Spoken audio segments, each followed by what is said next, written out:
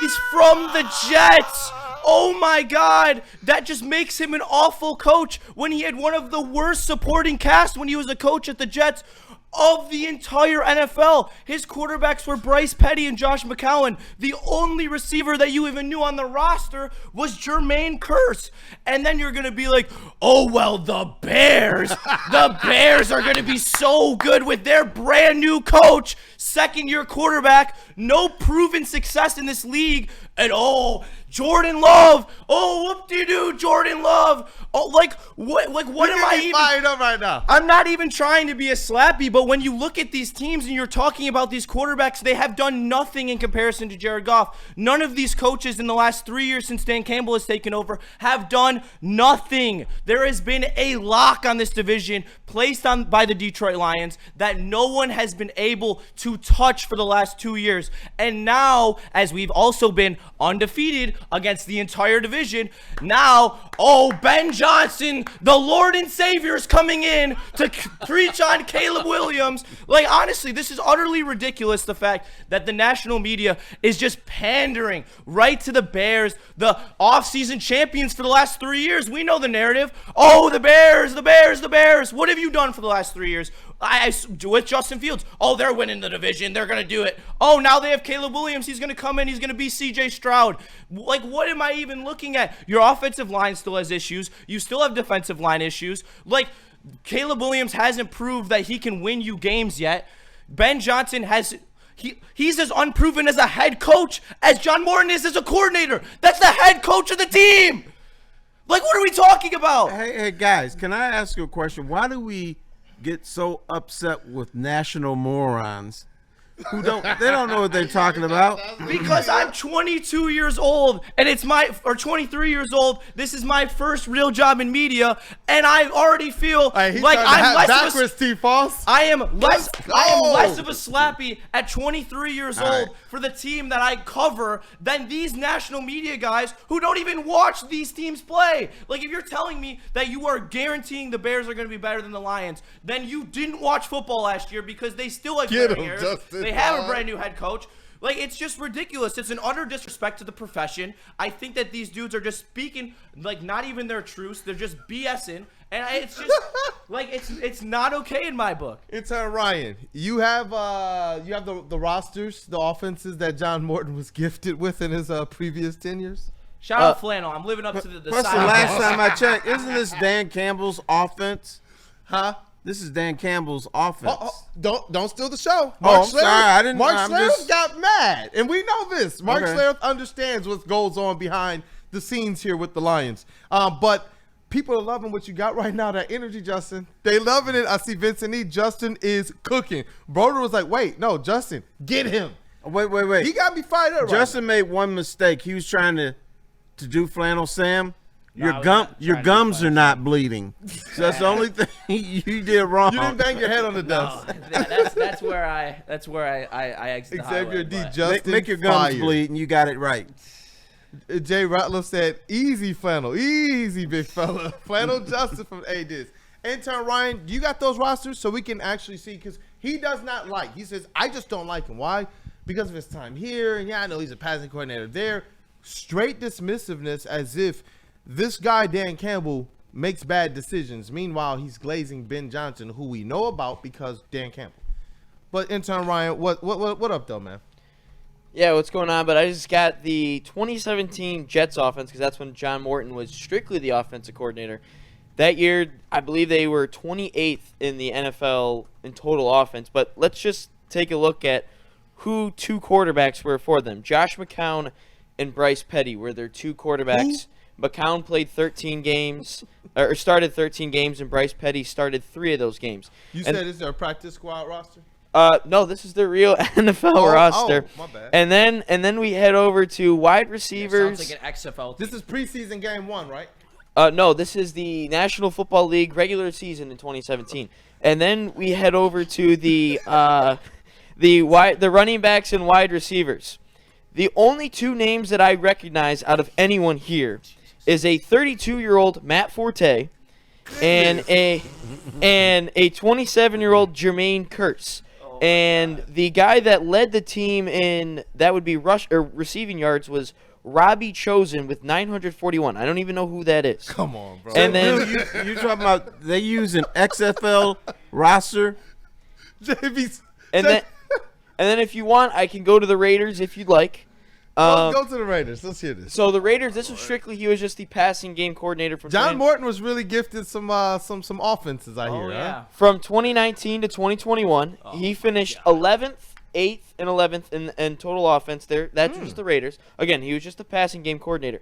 But in 2019, he had a rookie, Josh Jacobs. Darren Waller was on that team, and then as you sprinkle up, Derek Carr was still top 12 offenses. Yeah, that's what it says. Sheesh. And then but he was just passing game coordinator. He wasn't total offensive coordinator. And then Derek Carr was the quarterback all 3 years.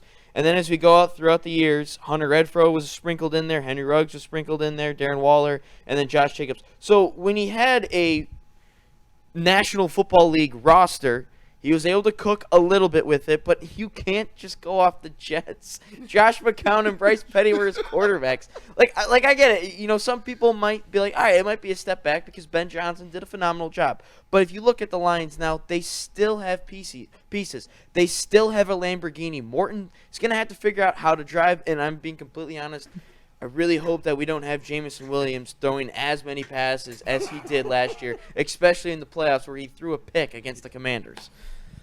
What up, though, Justin? Are you okay now? Yeah, I'm okay now. Look, you got an epic rant, The utter man. stupidity, like that. Oh God! Shout out to Broder. He put this in chat. I think it's Shout out, Broder. absolutely hilarious. Let me go find it. That guy last played football in 6th grade and backed up the team manager. So, shout out to Broder. And I see people as well in the chat who are loving on John Morton too. Charles McClain. Morton has worked with some well-respected offensive coaches like Peyton, Gruden, and Harbaugh, and I'm gonna say like Dan Campbell as well. What up, though, T. Foss? Can I need to ask a question now because I'm not gonna call it Lions hate, but there's a lot of Lions doubt. They're gonna take a step back. But what is scaring people the most? Is it the fact they have 2 new coordinators, or is it the retirement of Frank Ragnow? You know what is scaring you the most? Ragnow scares me more than the coordinators. To be honest, I'm almost in that boat. Like I wouldn't even say scared, but if I had to say some concern, I would say probably the Ragnow one. And I love the fact that they brought in David Shaw as well. Is that disrespectful to AG and Ben Johnson? I don't think so. I think that they both were they both were under both of them. Calvin Shepard at least was mentored by Aaron Glenn, so I expect some of the same. Prepared for this position. Like you say, John Morton laid the groundwork of this offense, so I expect him to come in and not really lose a step in comparison to Ben Johnson. I do think that the bigger question mark is Ragnow. I just think that you're now have a jumbled offensive line, and you're not going to have a guy who can just take one-on-ones with nose tackles. You don't know if you have that anymore. You know what? A year ago today, do you know what people were saying about Aaron Glenn? Yes, they were hating on him. Fire him. Fire on the him. radio about that, bro. Get rid of his ass. Now all of a sudden, we can't survive on defense without him. Right. When we added a couple more dogs, T. Foss, Justin, I agree 100% with that. I just a couple people here are saying Ragnow before I throw it over to intern Ryan. But let me see here. Broder, the key is Morton and David Shaw together, and I'll throw Hank Fraley in there as run game and offensive line coordinator. But there's a lot of people who says Ragnow. Broder again, great question. ... Ragnow. Eric Allen, Ragnow, and it's not even close. Greg 2025, Ragnow. What up though with Detroit Gunny? I think Ragnow loss is bigger than the coordinator losses, and you know what also has a lot to do with that is our belief in Dan Campbell. And just as fired up as you were, I know Mark Schlereth, you could tell his energy when he heard this was like, whoa, you could tell he wanted to get fired up, but he kept himself together and spoke to who Dan Campbell is, because I think he took Craig's comments just as disrespectful to Dan Campbell as I initially did. One of the things we've continued to talk about, especially since it was confirmed by some national media, and there's a difference. There's some national media who are journalists, there's some national media who are former players. The former players who know Dan Campbell, who didn't even play with the Lions, they stepped out and said, whoa, whoa, whoa, whoa, whoa, stop with the alarms. This was Dan Campbell's offense from the start. Do you guys understand who he got this offense from? It's not even just disrespectful to Dan Campbell, but it's disrespectful to Sean Payton and Bill Parcells. So it's like, he brought something here that he knew was going to work. We saw that same Saints freaking offense house us in the playoffs and didn't kick not any punts, man. No punts for them. Do you remember that? They just housed us. That's the offense. So we sitting there wondering why he going for it on fourth down. These are offenses. These are things that he brought from that offense. We're going to get to that clip, but I want to hold that until the next segment. There's definitely a few more comments here in the chat I want to get to, but intern Ryan, what up, though? Yeah, I just had a little bit of a correction from my last take. Was someone in the chat, Stephen Baffy, said that Robbie Anderson, he changed his name to Chosen.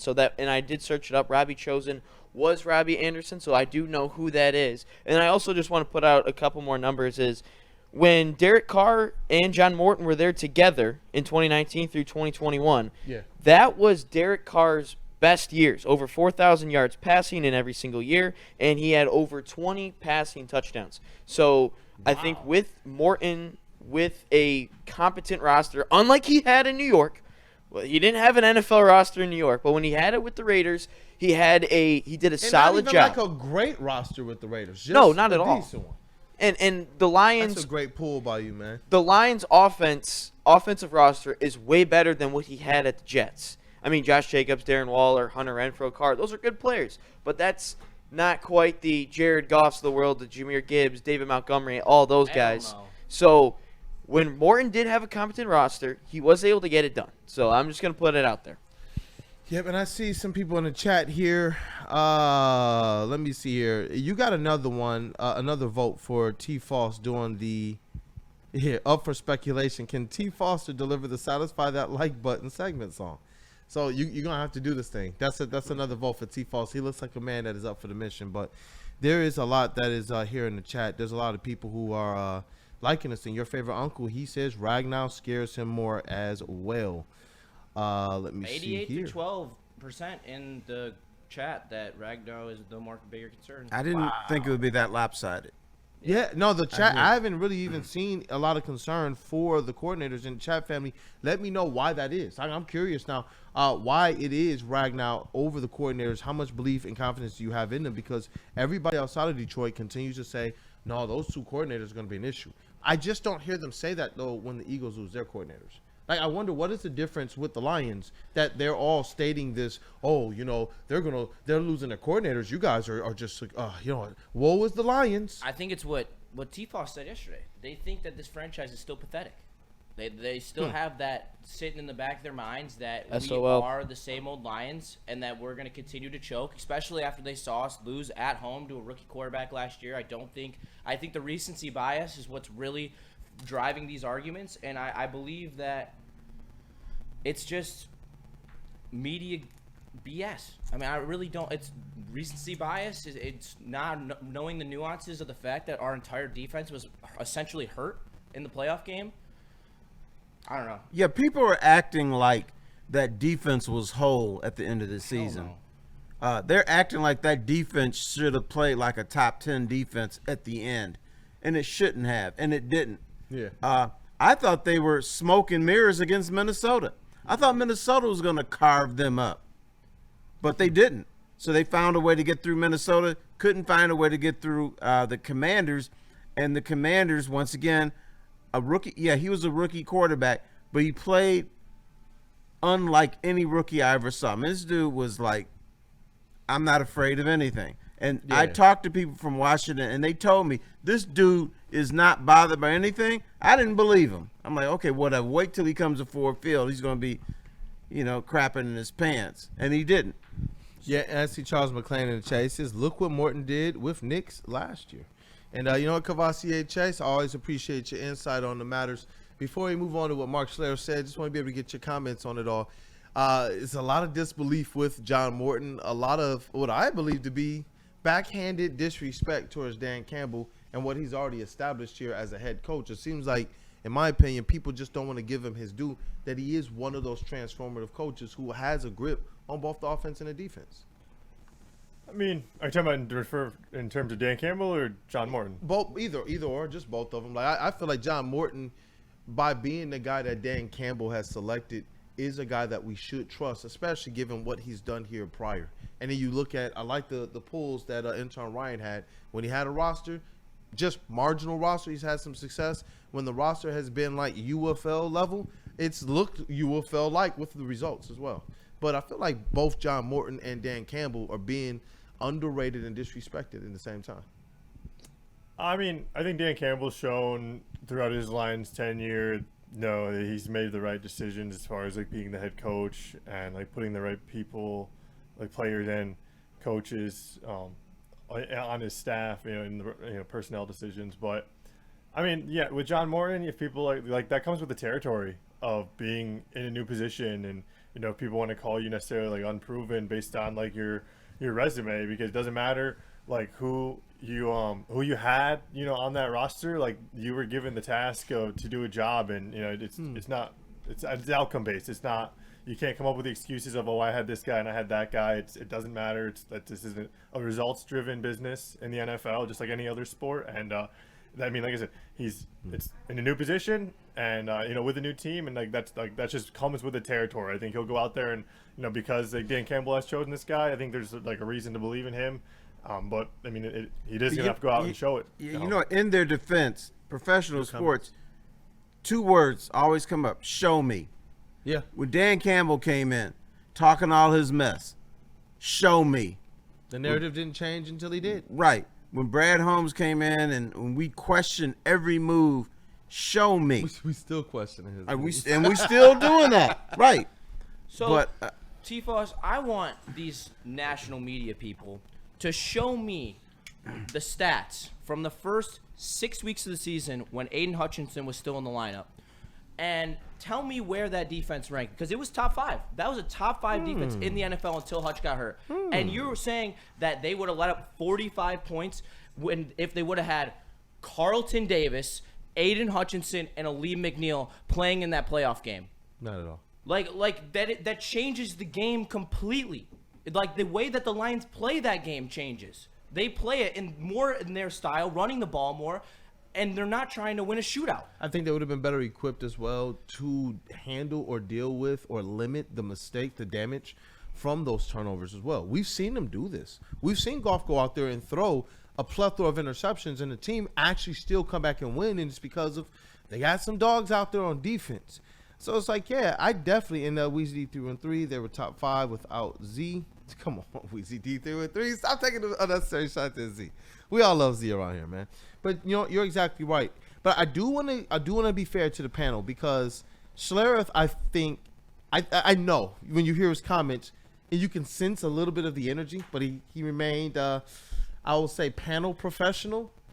He did give a resounding vote of confidence for Dan Campbell. So let's say what up, though, to some friends. And when we get back, we're going to definitely hear from Mark Schlereth and what he had to say about the Detroit Lions this year. And Dr. Pierce. Buddy's Pizza and Dr. Pierce. So we got a 2 for 2 Detroit Kool-Aid special.